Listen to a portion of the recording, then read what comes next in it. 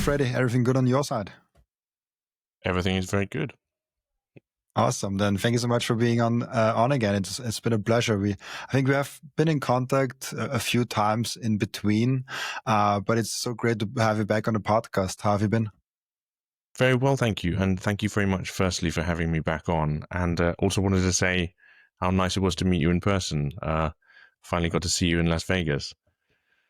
And man, I know that Bitcoiners have proof of work and they go to the gym and they work out, but you are jacked. Like I underestimate Man, how I wasn't jacked you are. expecting.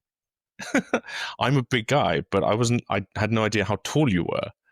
Because I'm a heavy guy, but you are massive. So we even out.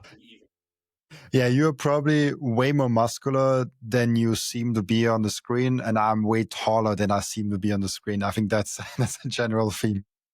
We need to have a little icon next to us. You know how those things I have in children's science books showing you a man next to a dinosaur, and this is Freddie next to Robin, and for proportionality size. That's crazy. Maybe before we get started with the topic, for the few people that haven't seen you, give us some overview of who you are and especially why you're excited about Bitcoin. Fantastic. So my name is Freddie New, obviously. I've been working in the space for a while now. Back in 2023, I and a few other British Bitcoiners came together and we co-founded Bitcoin Policy UK, with aims broadly similar to the much better known BPI in the United States, with a view really to trying to educate politicians, regulators, and also the general public in the UK on Bitcoin and why it's generally a good thing. Why am I excited about Bitcoin? Well, that's a difficult question, and it kind of depends how long you have. And I think, like most Bitcoiners, it depends how the mood takes me. Today, I'm excited about Bitcoin because I don't know if you've seen the UK bond yields, the 30-year are spiking to levels that haven't been seen since the late 1990s. So today, I'm excited about Bitcoin as a hedge against sovereign debt default. Other days, I'm excited about it because of ease of payment over the Lightning Network, or cross-border transfers, or censorship-resistant money. But there are many reasons to be excited about it. Interesting. Bonds is always interesting because I've never really fully looked into this bond topic, and I know it's very discussed in the macroeconomics of Bitcoin. But why are they mattering to Bitcoin, or like not mattering, but maybe like what is the important context or connection between like the bond yields and Bitcoin? That's a super interesting question, actually. That, for me, really goes back to some of the fundamental questions around money and what it is and how it's created and how it's abused and destroyed. So from a Bitcoin perspective, you could probably go as far back as the fantastic book, When Money Dies, which was written about Germany in the 1920s and the 1930s, and Austria too, actually. Austria suffered in the same way. Effectively, you there had debts that were denominated in a currency not of those governments making, which were being demanded as war reparations, probably short-sightedly with the perspective of a century, because it's arguable that the economic collapse in the 1920s precipitated the awful things that happened in the following decade and the 1940s. It's a terrible period of history, and often the monetary aspects of that period are forgotten. So for me, this aspect in relation to Bitcoin probably stems from the financial crisis, which I don't believe most of the Western economies have ever recovered from fully. In very simple terms, what seems to have happened in the financial crisis was that huge amounts of liabilities were effectively transferred from private balance sheets from banks onto government balance sheets, and they've never been dealt with. They've never been paid down. They've only got bigger. And I think we're beginning to see the smell of an unwind of that happening. Obviously, no government whose debts are denominated in a currency that it can print will ever go bankrupt. You just keep printing, keep printing. And what we've seen in Japan is the Bank of Japan is actually the biggest buyer of government debt. So, in other words, the government in Japan is financed by the Bank of Japan creating new money and buying government debt. And it's That already happens to a degree in the sort of the global north of the sort of Western European economies and so on. A parallel for us in the UK would be the Bank of England buying gilts in order to finance the government spending because no one else wants your bonds. And looking at the market today, it seems that we're getting to a point where people don't really want to lend the UK money. They don't really want its bonds. And why is that? They don't, fundamentally because they don't think it can repay or service the amount of debt that it currently has. So if that debt becomes riskier, the coupon on that debt or the interest payment required for a lender is higher. And today it hit for a brief period 5.7%, which is higher than any time since 1998, which is a signal that the markets do not have faith in the UK government's ability to repay. What happens to that kind of scenario? Almost inevitably, history shows it's currency debasement and money printing. You print more and more and more money to service your debts, denominated in the money that you're creating for free. So if I owe you $100 or £100, I can just print that and give it to you. So you've been repaid, but the actual value of what you've been repaid in may be completely worthless by that point. So high bond yields mean people are not trusting trusting less in the government to repay them, and it also means it's a precursor of even more money printing. I believe so. Yeah. It's a rather weird situation because this is not something that most people in the UK are currently interested in or paying attention to. But it's an important thing to watch, as in that it enables you to perhaps predict what is going to happen. And I think you're completely right. The most logical consequence of this is more money printing, more currency debasement. And what's the natural reaction to that? To protect yourself, you look for hard assets that the government can't print or the government can't easily create. Yeah, that's the whole thing that we went in a lot of times in this podcast already. But I think it's something that outside of the Bitcoin bubble, not a lot of people know, that this money printing and this inflation is not something that is just reversible. Like the system is set up in a way where you have to either keep printing money or you just implode the system. And no politician ever will implode the system voluntarily. So it's like no one will say, "Hey, let's reset the system." I will be the bad guy in the history, even if he probably cannot even do that. So this like money printer coming and it's always so fun when we have those run-ups to the meetings of Jerome Powell and other central bankers. I'm like we will anyways keep printing money. Who cares how much at that point? It will be a lot, will be a little bit less, but in general, it will be a lot of money that they're printing, and this will drive hard assets like Bitcoin up. Yeah, you're completely right. And you saying there that no politician will do anything to change that. We had a recent example of that in the UK. There was a vain attempt before the summer to reduce the amount of spending in the UK. And even though the Labour Party have a significant majority, they were unable to force those spending cuts through.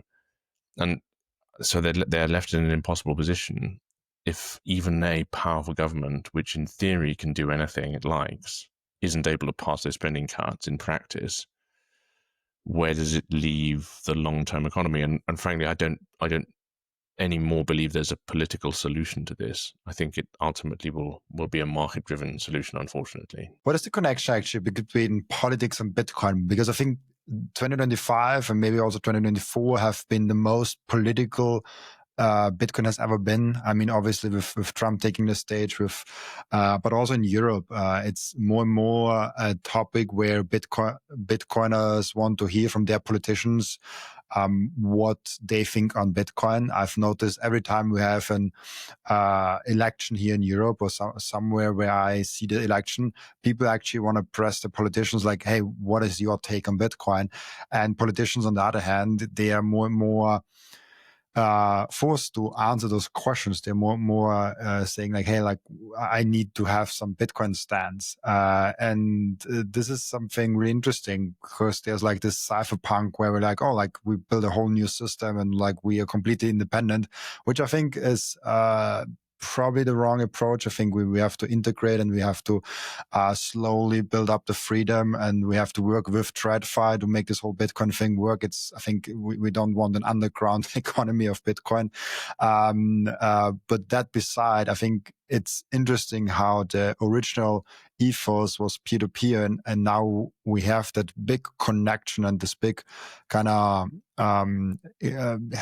connection. I think connection is the best word that I can come up with between politics and Bitcoin. Yeah, you've covered a lot of ground there. And honestly, I think that it's important to remember that many things can be true at the same time.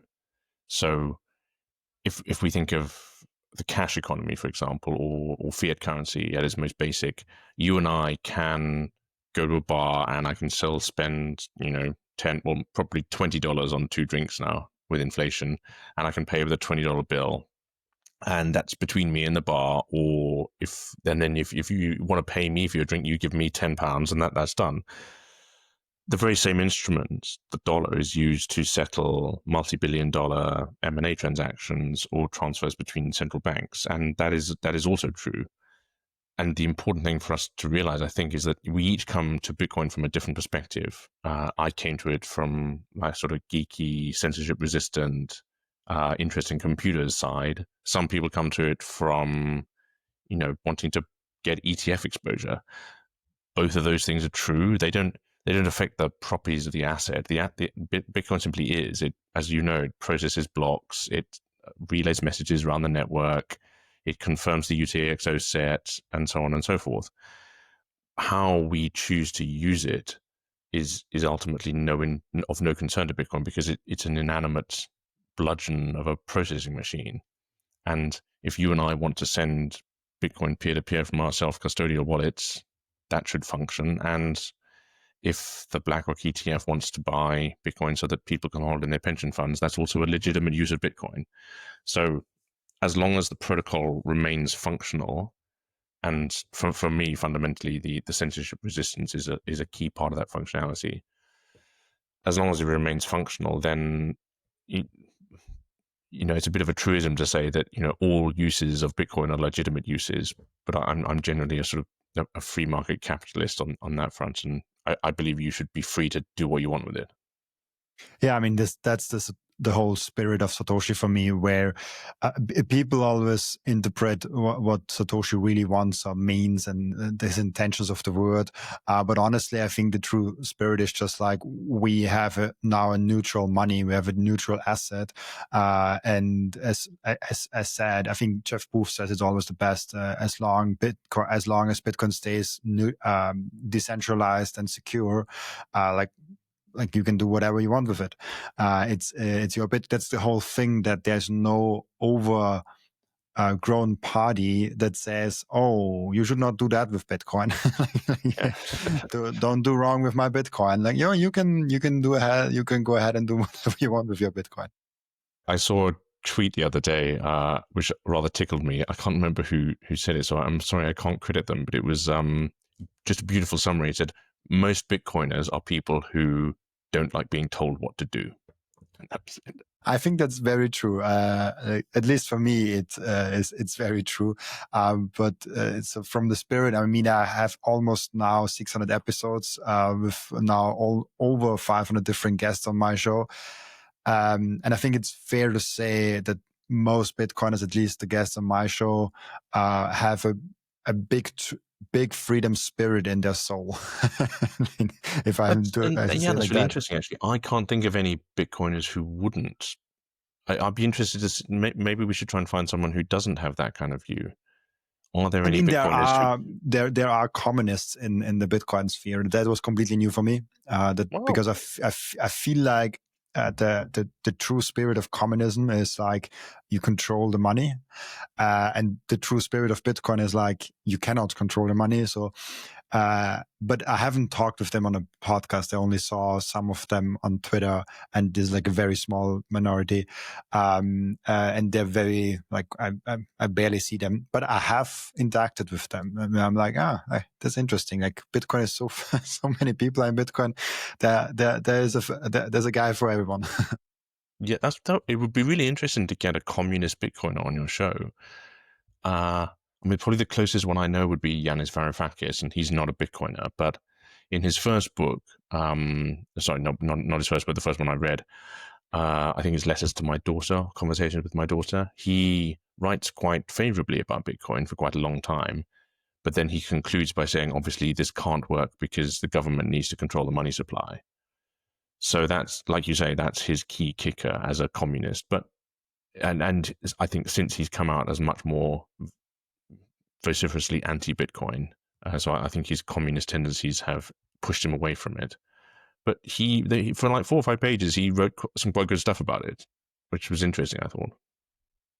Yeah, it also depends on how you interpret communism. So like if you take it at face value, you can't really be also understand Bitcoin and be fully in favor of Bitcoin. It's like for me hard, but I'm also not a communist expert by any means. No, It's just interesting. It's just thankfully interesting to see those differences. Let's talk about Bitcoin in the UK, because I think a lot of people, I mean, politics in the UK is in general interesting. But how has Bitcoin in the UK, as we talked also last time, developed over, I think, when have you been on? 6 months, 8 months, 9 months ago, something like that, maybe a year even. So yeah, it has been a while. What has been up in Bitcoin in the UK? So probably a few developments. We should maybe talk about CARF, the Crypto Asset Reporting Framework. A bit of good news: the all-party parliamentary group on cryptocurrency is being reformed. One of the co-chairs is a man called Ed Vaizey, Lord Vaizey. I gave evidence to him in Parliament just before that all-party parliamentary group was reconstituted. And he was the first politician I've spoken to who really seemed to understand the difference between Bitcoin and other cryptos in the context of different risk profiles. So the evidence session was around the treatment of crypto assets by the FCA. Your listeners will probably be familiar with the FCA. It's our broad equivalent of the regulatory bodies in the US, the SEC and the CFTC, and so on. So the FCA regulates financial markets and regulated financial activity in the UK. One of the big sticking blocks over here has been that they have categorized Bitcoin as a restricted mass market investment, along with all other cryptos. So everything from a meme coin on Solana to an NFT to Bitcoin itself, the FCA put them all in the same bucket. And our evidence to Parliament was that this is completely ridiculous. Yes, all of these things run on computers and they all use code, but they are as different as, I know, streaming a movie is from writing an email or working on a spreadsheet. They're completely different. There's a huge amount of category confusion here. And a lot of our evidence has been trying to communicate that category confusion to lawmakers who are just as ignorant about this as everyone else is. So the first thing that the key part of our evidence of AZ was that if we can currently distinguish between a huge mega cap tech stock like Meta, Facebook, and a company that I start in my bedroom, with one shareholder and one director, if we can acknowledge that those companies, while they're still companies, have very different risk profiles and very different set of characteristics, we should be able to do the same in law for cryptocurrencies and recognize that Bitcoin is this blue chip, pristine, global monetary asset, and it's completely different from a picture of a fucking cat that you may think is unique, but which is not. And he was genuinely the first politician who said, "That makes sense to me. I can understand that. We should stay talking." So we've been in touch with him a couple of times since then. So that's a good step forward. And I think trying to find those sort of analogies or mental images that work for people is a good shortcut to communicating the truth about these things.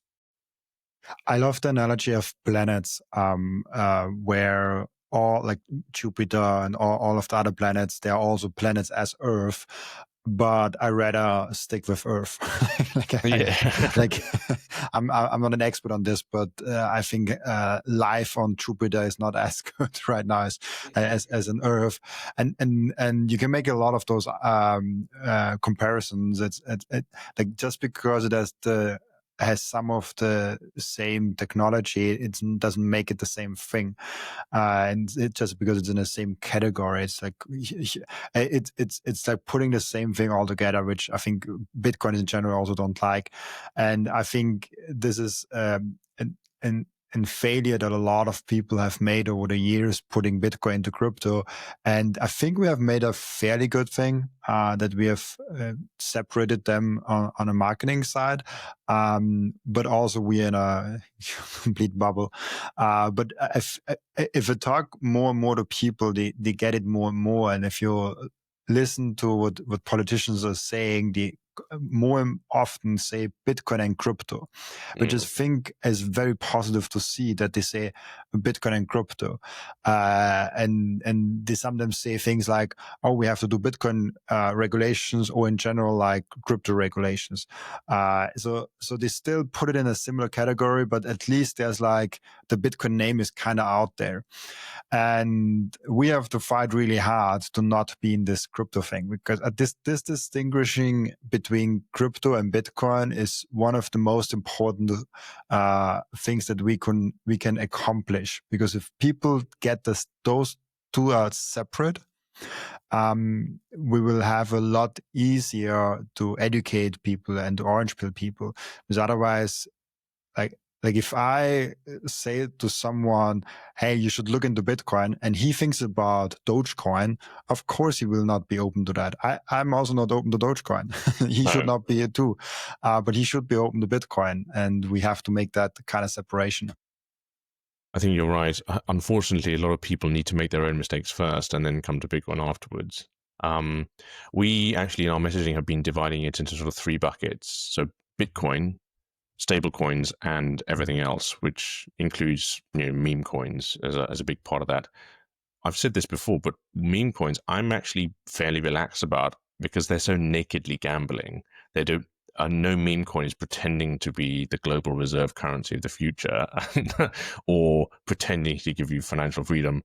I tend to view meme coins as, so long as people gamble responsibly, I'm totally fine with them enjoying themselves by risking some of their capital on a meme coin. You want to go and have fun and maybe make some money doing that. That's your choice. I'm totally cool with that. And then obviously Bitcoin, we know plenty about. Stablecoins, I'm a little bit more cool on, mainly because I think they are probably where the CBDC movement is going to turn. I feel, and again, I'm not the first person to have said this, that while I acknowledge that a lot of people in the world do use and rely on stablecoins, they include within them a lot of the failings that I would be scared about from a CBDC perspective, such as the prime one being censorability, and secondly programmability. So we know that all stablecoin issuers are able to freeze certain addresses and to blacklist and outlaw certain coins. And fundamentally for me, if the government can do that to your money, then it's not money and it's not yours. It's a good point, and I think this is how America is kind of doing it, because they have a big no CBDC stand, but at the same time they're really big on stable coins. Where I'm like, what's the difference? Yeah, exactly. It is a centrally controlled digital currency. Like that's a CBDC. Like for me, there's like no difference between a stable coin and a CBDC. Yeah. I mean, the one reason I'm less worried about stable coins than about CBDCs is because of market competition. So, and this I think is similar to the old Eurodollar market. So if you will know this, but if your listeners haven't come across the Eurodollar market, it kind of evolved in the 70s and 80s, and it was a system whereby non-US domiciled banks and lending institutions were able to make loans denominated in US dollars. And as we know, when you make a loan in a currency, you create more of that currency. And this is one of the reasons why no one actually knows how many US dollars exist. Because every time, if for example, if I make you a loan right now of $10, technically we've illicitly created $10 more, because there's now a loan obligation between us, and that's denominated in dollars. That's a silly example. Obviously, we would need a banking license to do it properly, but that's essentially how the Eurodollar market worked. And I see the stablecoin market as not dissimilar to that, in that you have a lot of corporate entities, Tether or Circle, for example, even Ripple now issuing their own stablecoin, who are able to effectively create new dollars, which are theoretically interchangeable for governments created by the Fed Reserve or by the US government. So, which is an interesting place to find ourselves. Thank you for watching this video. This was only a snippet of the podcast. And if you want to watch the full episode and get all of the context of this episode, you can click right here or here. Oh, maybe also here.